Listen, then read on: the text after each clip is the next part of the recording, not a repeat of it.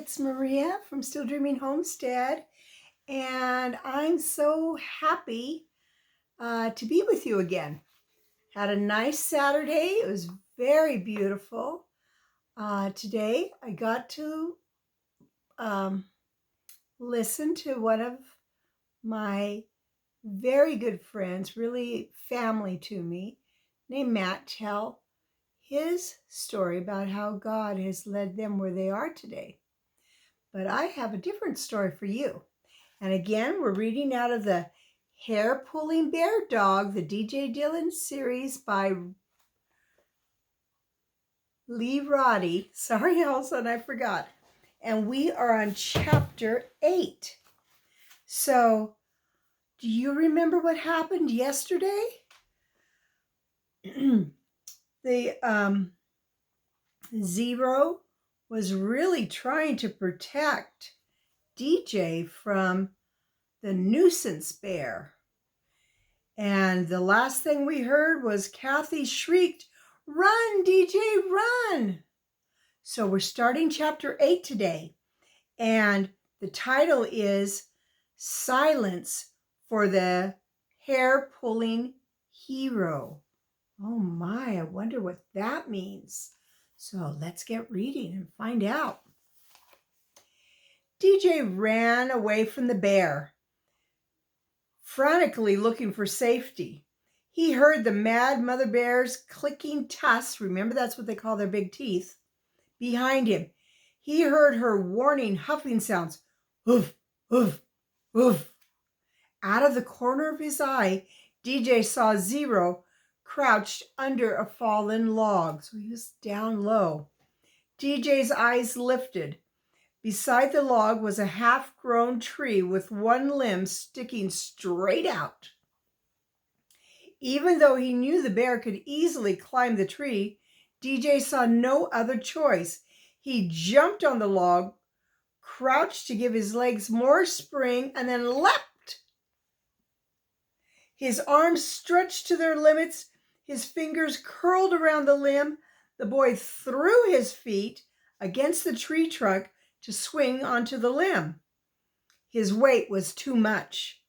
The limb snapped, and the boy fell heavily. He twisted his body to land on the far side of the fallen log. Out of the corner of his eye, he saw the sow, remember that's the mother bear, stop to check on her cubs. DJ landed hard on his hands and knees just behind the log. Bright flecks of light flickered before his eyes. His breath was knocked out. He heard Kathy yell, "Look out! She's after you again!" DJ leapt up, ignoring the bruises and pains on his hands and knees. He caught a glimpse of the bear charging toward him, knocking down saplings. Now, saplings would be very thin little trees, and bursting through the brush as if they didn't even exist. Bears are very powerful animals. The boy saw only one other hope of safety. Another boulder, bigger than Kathy's, rose out of the tangle of brush and vines. It was on the other side of the log, nearer the bear and Kathy. Then the bear was upon him. Her huge blonde forepaws, that's the front ones, reaching across the fallen log. The big mouth opened and terrible clicking teeth were inches away. DJ threw up his left arm to protect his face. Zero shot from under the log like a greased pig out of a cannon. The little mutt's incredible loud bark sounded once, challenging and sharp. Rah! DJ saw the dog streak toward the bear, leap high, and grab the bear's short tail. With a roar that shook the trees and echoed off the canyon walls, the sow spun away from DJ and snapped at the dog. But Zero dashed away, his hindquarters tucked under him so he almost seemed to be sitting while he was running. The mutt's stub tail almost scrubbed against the ground. Sharp, loud barks exploded like machine gun fire. Zero ran in a wide circle, dodging in and out of the brush. The bear smashed through like a man hoeing down weeds. DJ yelled, "Keep running, Zero! Run! Run!" DJ kept barking and dodging. The bear stopped and turned back, but the little hair puller was upon her again instantly.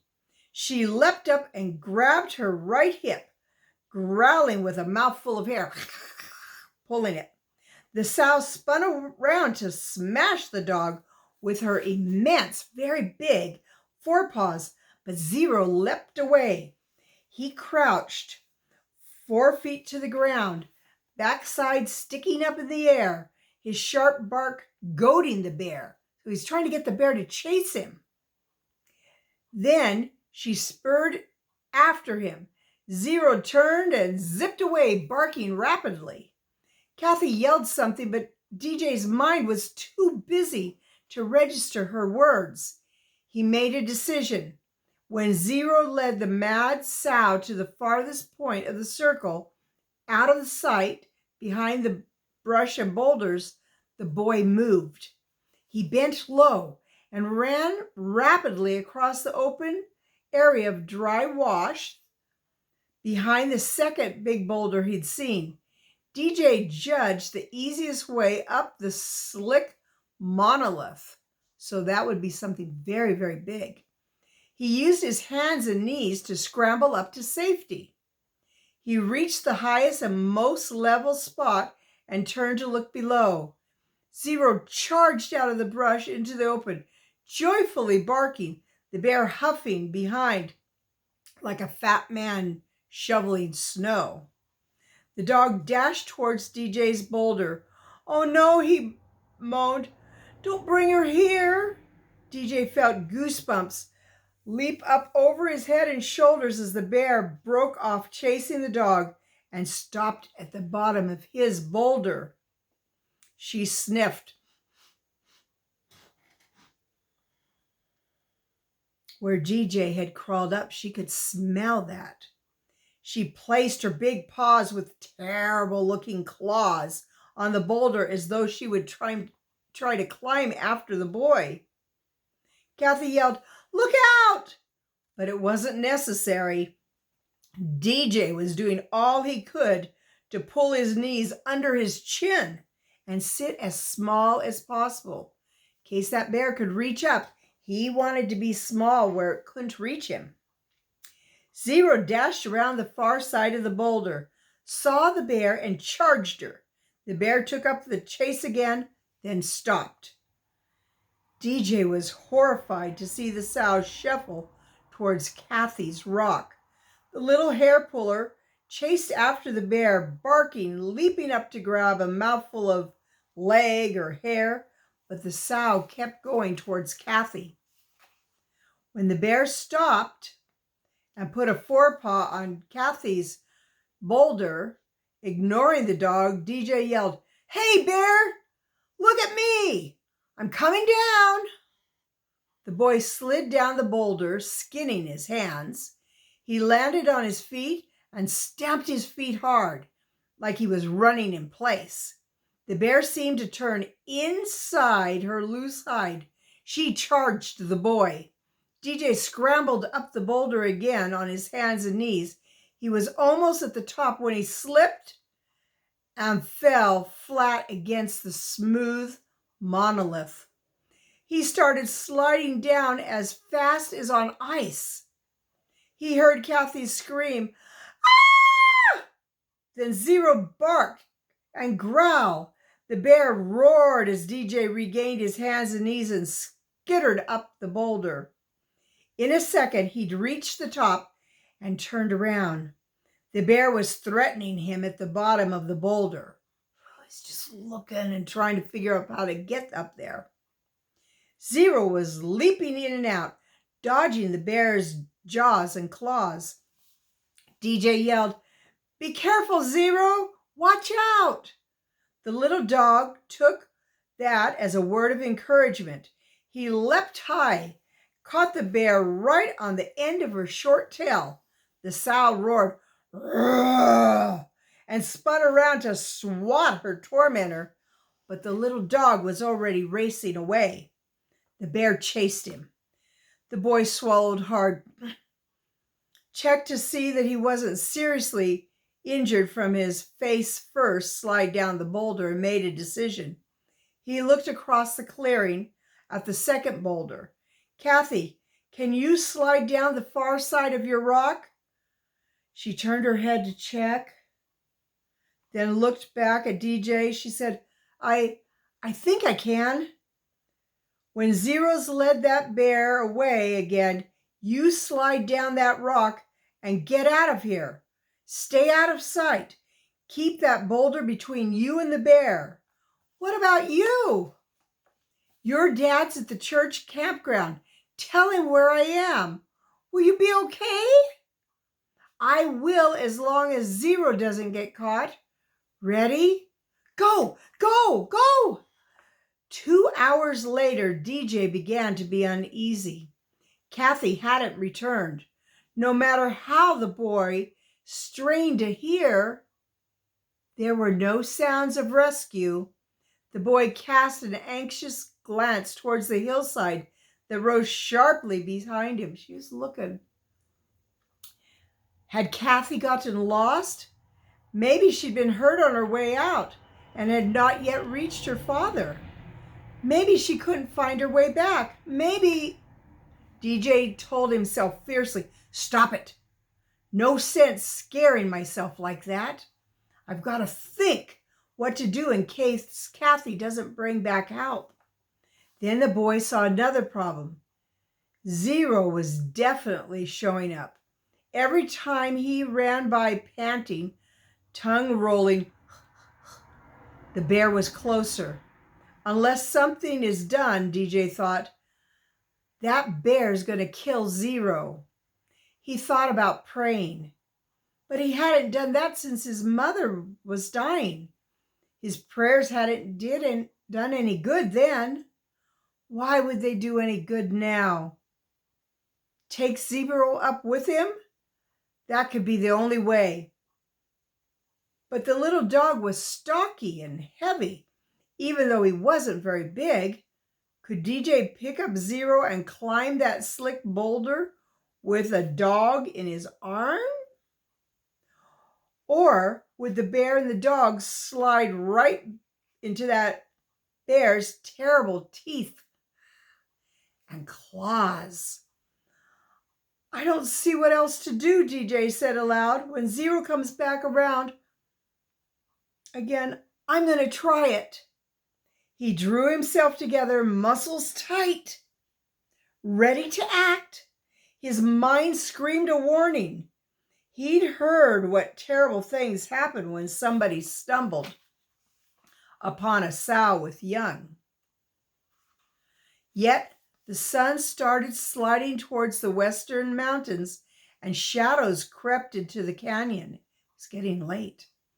DJ had a new respect for the blonde sow. She was a good mother. Periodically, she had sniffed at the base of different trees her cubs had climbed. This time, the little dog, apparently glad for the rest, sat down on his haunches, that would be his bottom, and his legs that way, out of reach, and panted heavily. He's been working so hard to save DJ. When the sow was satisfied that all 3 cubs were safe, she checked Kathy's boulder. The bear circled the monolith and seemed to know that the girl had escaped. For a moment, DJ's heart seemed to stop as the bear sniffed loudly behind Kathy's boulder and followed her scent a few feet into the brush. DJ yelled, "Hey, bear! Hey, you! Look, I'm coming down! Come get me!" He made a motion as though he was going to slide down the huge boulder again. The bear ignored him. For the second time, DJ slid down from the boulder. He ran towards the bear, shouting and waving his arms. "Hey! Hey, bear!" The sow spun back towards him. DJ streaked for the boulder, hearing Zero's attack bark and the bear's snapping teeth. Safely on the boulder, the boy turned around in time to see the bear suddenly double back on her own body and almost catch the little mutt. Zero raced away, the bear almost upon him. "Oh no," DJ exclaimed, "she's getting closer and closer." Dog and bear crashed through the brush and out of sight again. DJ made up his mind. When they come around again, I'll jump down and get him unless she's too close. For the second time, he tensed himself, ready to act. Suddenly, DJ heard a sound like a bird whistling. It wasn't a bird he recognized. He also heard the sow stop her chase. A moment later, she reappeared in the clearing. That means she got back into the clearing. What had made the bear break off her chase when she was so close to catching her little tormentor? Zero, the little tormentor who was bugging her so bad. DJ watched as she stopped at the base of a bull pine. That's a type of pine tree. She reared up on her hind legs and placed her powerful forepaws on the tree. She sniffed loudly. Her long neck extended and lost my place towards the lower limbs of the tree. Zero flopped down heavily about 30 feet away and watched the bear. DJ heard the sound again. It came from the tree. The boy strained his eyes. Slowly he made out the shape of the black cub. It opened its mouth and a bird-like sound came again. I didn't know that. Well, how about that? DJ asked softly aloud. It's the cub doing that. Guess he's complaining about having to stay up there so long. The boy wished Zero hadn't suddenly turned from being a coward into a hero who single-handedly took on that mother bear. But how much longer could the little mutt last? The bear had repeatedly charged through the mountain black oak, buckbrush, and wild chokecherries. She had gone through them like a hot knife through freshly churned butter. That's when they make butter, when they first make it. And a hot knife would just melt right through it fast. Zero had been forced to go around. He had run a little farther than she had, and that was part of the reason the chase was beginning to go the mother bear's way. The cub started to back down the tree, but the mother made a warning sound. Huh. The bear reversed directions and climbed quickly back up out of sight into the branches. It knew better than to cross its mama. DJ laughed in spite of himself. Instantly, he wished he hadn't. The sow dropped down on all fours and came lumbering towards him. DJ looked around for some way of defending himself, but there was none. There was nothing. He watched her approach while his neck, shoulders, and arms rippled with goose flesh. He was so scared. He was getting lots of little goosebumps up his arm, and that's what the goose flesh was called. DJ knew she could have climbed that tree if he'd taken one. He shivered, glad that he hadn't. But now DJ wasn't sure that the bear couldn't climb the boulder, though he'd never heard of such a thing. The mother bear circled the monolith, looking up at the boy. When she got around in back of DJ's perch, she stood on her hind legs. She leaned her left forepaw against the slick side of the granite and thrust the other forepaw above her head. She's reaching. Oops. And I'm almost knocking over my lamp. DJ drew up his feet until his knees were under his chin. He wrapped his arms around his legs and made himself as small as possible. He watched in terror as the sow's hooked, ugly claws inched closer towards his feet. He drew back until he was in danger of falling over backwards. When the bear's right claw touched his boot sole, the bottom of his boot, DJ raised his foot slightly and kicked at the forepaw. At the same time, he screeched in panic, "Ah!" That was Zero's clue. He barked sharply, "Ruck, bark!" leapt to his feet and charged that bear again. She ignored him, still reaching for the boy. Out of the corner of DJ's eye, he saw the little heeler rush within a few feet of the bear, so close. The dog stopped, barked, and halfway turned, ready to race again when the bear gave chase. But she didn't seem to notice the bear, and she kept reaching for DJ.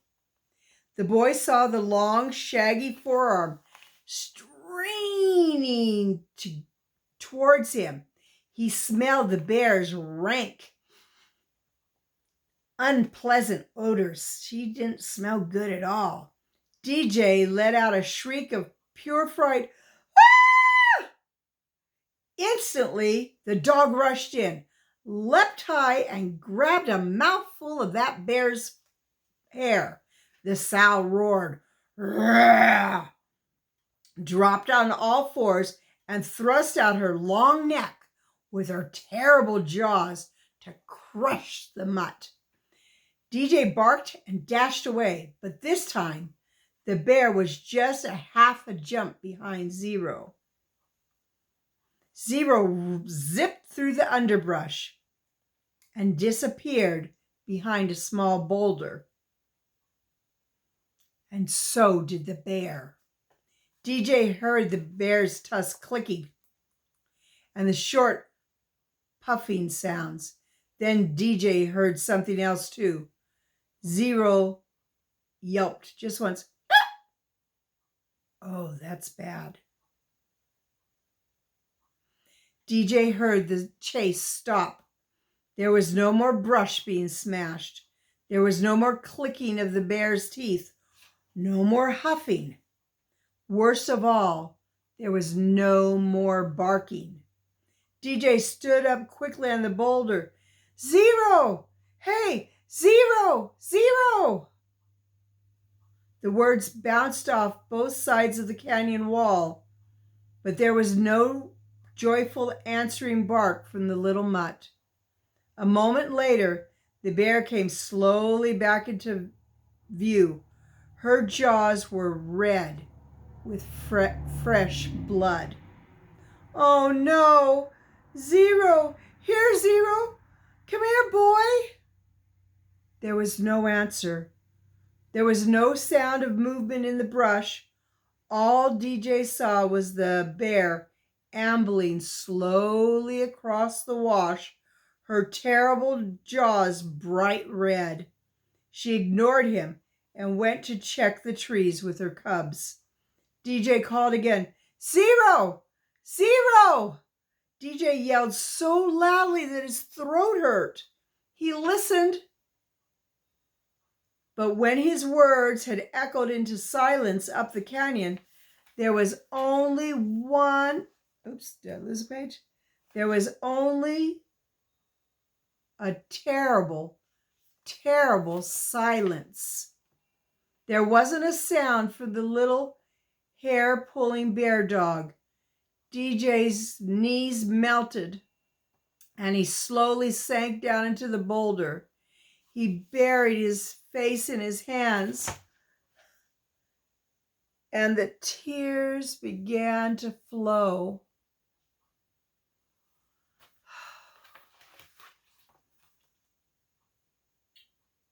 Well, I think DJ thinks that Zero was killed. but we won't know for a while. This is the end. That was the end of chapter 8. So tomorrow will be chapter 9, Memorial for a Hero. Oh, a memorial is usually when somebody or something has died. So it sounds like they're pretty sure that Zero didn't make it. We'll find out more tomorrow. So I just want to remind you, I love you. I hope you have a good night. Try not to worry about Zero. We're going to find out what has happened for sure in the next day or two, I think. So have a good night. God bless you. And I will be reading with you again tomorrow.